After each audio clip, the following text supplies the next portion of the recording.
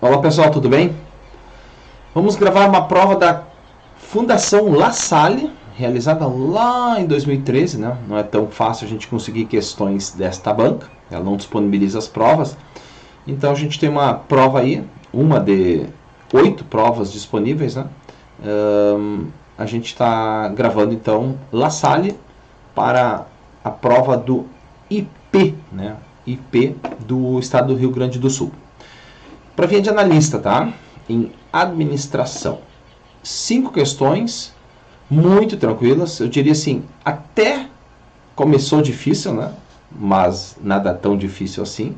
E depois as duas últimas ali são um brindezinho para o cara ficar feliz com a prova de informática. Bom, a primeira questão, ela envolve o que a gente chama de arquitetura de computadores, né? Ou só hardware, né? Mas dentro do hardware tem um pouquinho de arquitetura de computadores e a gente fala, né, a questão fala sobre um modelo de von Neumann, né, que foi um dos primeiros caras que pensou a arquitetura de um computador, mas de uma forma mega simples, 4 elementos apenas, né, e a ideia da banca foi cobrar exatamente qual é o nome, né, qual a identificação destes 4 elementos. Tá? A gente tem 2 grandes modelos de utilização, eu diria assim, teórico. Tá? É o modelo do von Neumann e o modelo de Harvard, que é um pouquinho diferenciado. Né? Aqui a gente tem um único caminho de comunicação entre o 2 e o 3, e Harvard vai ter uma comunicação exclusiva para ir, para voltar. Então é um pouquinho diferente. O modelo de von Neumann é muito mais cobrado em prova. Então, é um modelo bem simples que a gente vai conversar um pouquinho agora. E a questão vai nos ajudar, vocês vão perceber.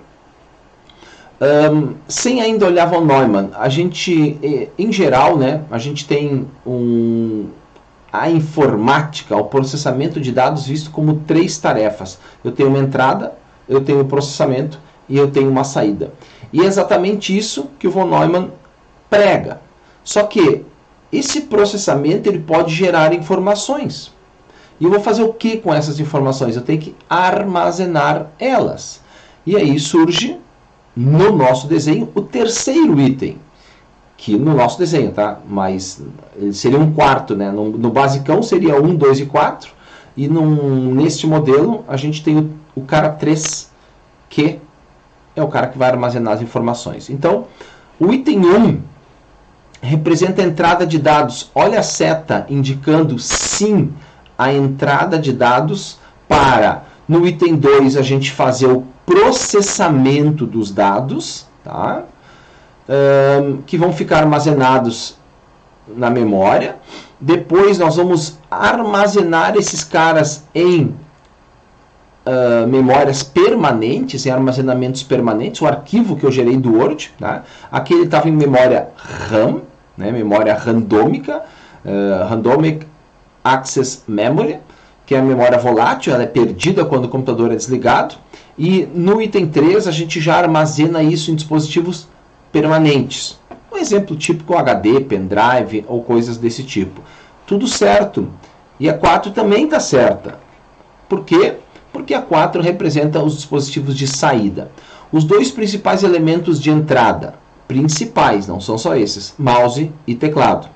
O principal elemento de saída, o nosso querido monitor. Tem a impressora também, né, se a gente for imprimir alguma coisa, mas são os principais elementos. Então, é dispositivo de entrada, aqui a gente está fazendo o processamento. No item 3 nós vamos armazenar as informações em mídia permanente, né? E o número 4 é as saídas. Então, eu disse que a questão ia ajudar. Sim, tudo certinho, né? Todos os itens certos. Então, uma boa questão para a gente conhecer um pouquinho do modelo de von Neumann. A questão número 2, sei lá, talvez a mais difícil da prova. A 3 ela é mais complicada em si, mas eu acho que essa aqui é mais difícil, apesar de não ser tão difícil assim, né? No Excel, independente de versão, a gente tem os meses. O desenho mostra, né? Eu tenho janeiro e março ali. O que eu vou fazer? Eu vou selecionar os dois e vou arrastar para A3 e A4. E a pergunta é o que vai aparecer no A1, A2, A3 e A4? Essa é a pergunta. Então, janeiro e março, os meses 1 e mês 3. O Excel sabe fazer a sequência 1, 3, 5 e 7? Ou ele vai colocar fevereiro e abril ali no meio? Ou ele vai simplesmente copiar o conteúdo? Essa é a dúvida que a gente tinha que ter, né? Espero que não tivessem, né? Mas a questão é essa. Ele vai fazer sequência, não vai fazer sequência, vai copiar? Pessoal, datas. O Excel é muito, muito inteligente. Ou seja, ele sabe fazer sequências de datas, de meses, dias, obviamente, né? Mas de meses e dias da semana, por exemplo, o Excel não tem dificuldades para fazer as sequências. Então ele vai sim montar uma sequência perfeita, 1, 3, 5 e 7, tá? Então vai entrar ali o mês de maio e o mês de julho como os conteúdos das células A3 e células A4, tá? Vai entrar maio e julho aqui. Alternativas, né? Bom, ele não vai mudar o valor dessas duas células aqui. Então, fevereiro aqui estava fora. Aqui ele fez uma sequência pulando fevereiro, né? O mês 4 e o mês 5, não, tá? Fevereiro erramos, né? Porque ele não vai mudar o valor da célula. Março, mês 4 e mês 6, não, né? Aqui copiou os valores, até não era uma alternativa ruim, mas essa tá errada, né? Então a resposta correta aqui é fazer sim a sequência dos meses ímpares, tá? Dias da semana, meses, anos. 31 de janeiro, o próximo, 28 de fevereiro. Ele sabe quando não é bissexto, quando não é bissexto. Então, ele tem toda essa inteligência para ajudar a gente, tá? Então, questão 2, letra A, Argentina. Aqui foi a letra E. A 13, né? Ela é um pouco mais trabalhosa, mas eu não acho que ela seja difícil. O URL é o endereço disponível na web, né, de algum recurso na web, e esse recurso pode ser um arquivo? Sim, porque quando a gente abre uma página de internet, a gente efetivamente está acessando um arquivo, que aí pode e normalmente vai abrir uma série de outros. Uma máquina, um computador específico, pode, tá? A gente acaba não usando isso tanto, mas sim, a URL é um em inglês, tá? É Universal Resource Locator. Então é um localizador de recursos universal. É um padrão que se estabeleceu. Pode ser máquina e pode ser site, sim, tá? Então, isso aqui, desculpe o barulho aí, isso aí está correto, sim, tá? O 2. Para acessar as informações disponíveis na internet se faz necessário. Eu não gostei dessa palavra necessário, o uso de um browser ou navegador. Claro que a gente usa 99% das coisas com o navegador, mas se a gente pensar, através do e-mail, eu posso ter acesso a informações disponíveis na internet. Eu não estou obrigatoriamente, e-mail, né, uma ferramenta de correio eletrônico, eu não estou obrigatoriamente usando um navegador. Tá? Se a gente olhar hoje em dia, os nossos, né, essas coisas aqui, telefones, smartphones, a gente com WhatsApp, com ferramentas, né, aplicativos, a gente consegue acesso a bastante coisa. Mas, lá em 2013, quando essa prova foi realizada, sim, né, não tinha todas essas vantagens que se tem hoje. Então, a resposta sim, cuidando sempre com o necessário, mas a resposta também está correta. A intranet permite acesso a páginas intranet, tá? A páginas restritas de uma organização. Aqui a gente está comparando intranet com internet. Então, certíssimo, né? A parte de intranet. Já a internet permite acesso a páginas de todo o mundo. Então, a intranet é coisas das empresas, das organizações, restritas aos seus funcionários, sim. E internet é o acesso à informação global, informação geral, que está disponível para todo mundo. Sim, absolutamente certo. 1, 2 e 3 corretos. Será que vamos para a última de novo? Não. Por quê? Porque aqui a gente tem um problema.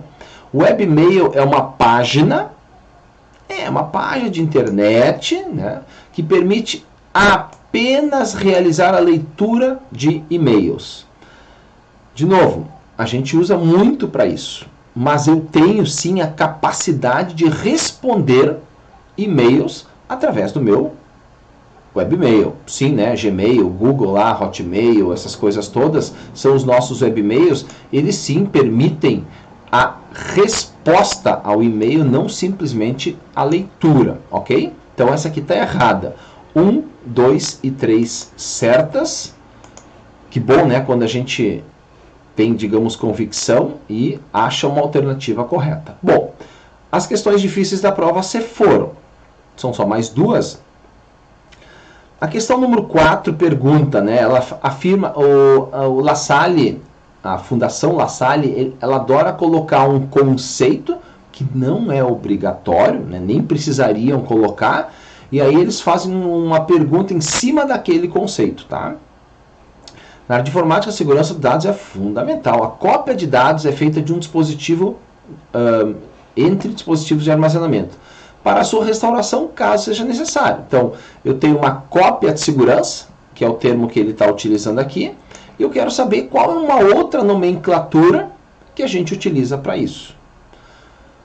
Bom, né? Background é um segundo plano, backlog, né? Um log que a gente está armazenando, track, backtrack, não é um termo muito utilizado, backlinks, links para voltar, também não se usa tanto. Sim, né?